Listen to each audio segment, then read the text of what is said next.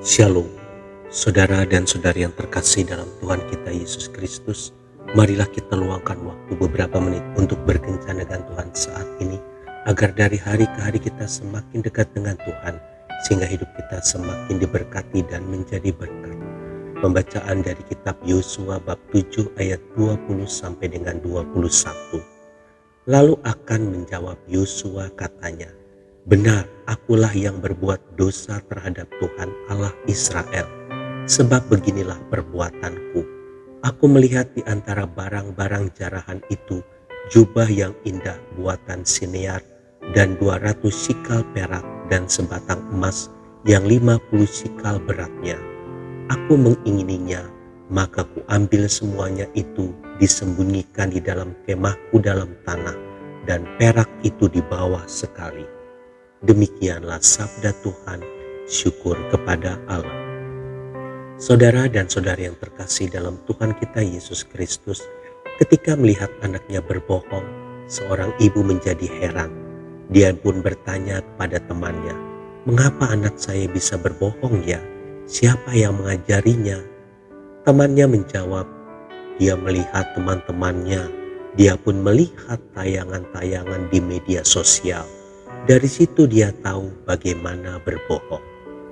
Saudara dan saudari yang terkasih dalam Tuhan kita Yesus Kristus, memang pelanggaran atau dosa tidak terjadi begitu saja. Ada prosesnya. Alkitab mencatat tentang proses pelanggaran atau dosa yang diperbuat oleh Akan.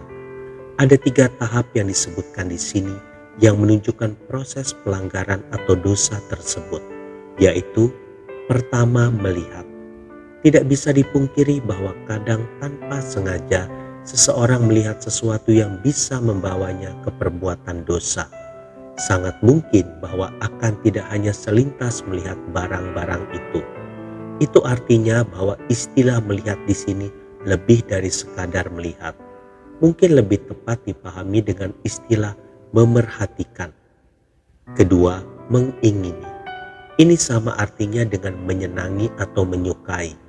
Ini adalah perasaan mau memiliki.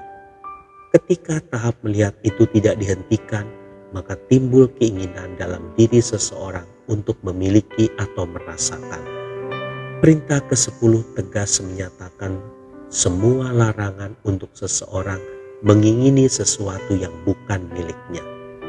Sebenarnya di tahap ini seseorang bisa menghentikan proses terjadinya pelanggaran atau dosa, yaitu dengan mengabaikan keinginan itu. Namun kalau keinginan itu dibiarkan hidup di dalam dirinya, sudah pasti cepat atau lambat dia akan mewujudkannya. Ketiga, mengambil dan menyembunyikan. Setelah melihat dan mengingini, mau tidak mau dia didorong untuk bertindak, yaitu mengambil dan menyembunyikan. Saudara dan saudari yang terkasih dalam Tuhan kita Yesus Kristus, hal yang sama juga pernah dilakukan oleh Daud. Daud melihat istri Uria yang sedang mandi, lalu ia mengingininya. Akhirnya dia berbuat zina dengannya. Bukan tidak mungkin proses seperti ini menghantui kehidupan kita. Ada banyak hal yang bisa kita lihat di dunia ini, entah itu benda, entah itu lawan jenis atau jabatan. Kalau kita melihatnya dengan cara sungguh-sungguh, memerhatikan, maka timbul keinginan untuk memilikinya. Setelah itu kita bisa berbuat dosa. Mari kita waspada dengan segala hal yang ditangkap oleh panca indera kita. Jangan mengingini yang bukan milik kita. Tuhan Yesus memberkati. Marilah kita berdoa dalam nama Bapa dan Putra dan Roh Kudus. Amin.